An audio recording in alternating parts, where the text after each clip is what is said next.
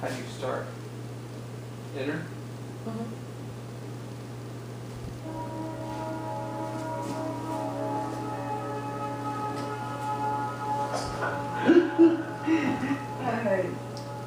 As a psychiatrist, I use intuition all the time in my practice, and part of that is teaching people to interpret their dreams. Dreams are incredibly wise intuitively, and we have so many common dreams. Have you ever dreamed that you were naked in front of a crowd and you felt exposed?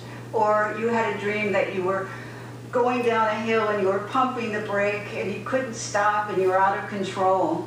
Or another dream is that you're being chased by a malevolent pursuer and they're chasing you along a mountaintop and you can't get away. What do these dreams mean? Are they meant to torment you or are they meant to help you? Now, my view is that these dreams are meant to help you in terms of dealing with material in yourself so that you can become freer. It's one thing to say, I had a nightmare, and I was upset by it, and thank God this is only a dream. It's another thing to say, okay, I had this nightmare, and I've been chased by this dark man in a dark mask, to be able to turn around and say, who is this man? To look back in your life and say, who is this man? Is this my father? Is this my uncle? Is this a teacher? Who is this? So that you can stop running from it. That's the purpose of dreams, in order to use them as intuitive prompts so that you're not running away from yourself all the time and leading a life that's driven by fear. If you have a dream that you're naked in front of a group, what that's saying to you is that you feel exposed somewhere in your life and you need to learn to set some good boundaries so you don't feel so dangerously exposed. So if you begin to look at dreams in this way, you can free yourself from the fears that motivate the dreams. And this is one of the most powerful things that you can do. And even if you've never remembered dreams before in your life, you could begin now just by wanting to do so.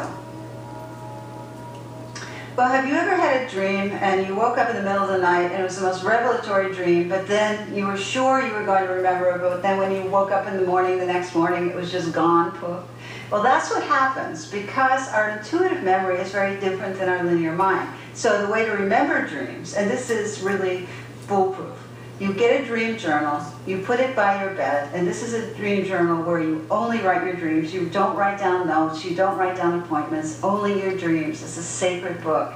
And you put a pen there, and there are these dream pens that shine lights on the page so you don't have to hassle to wake up to write down your dream. So you keep the pen, you keep the journal, and then before you go to sleep at night, you ask a question.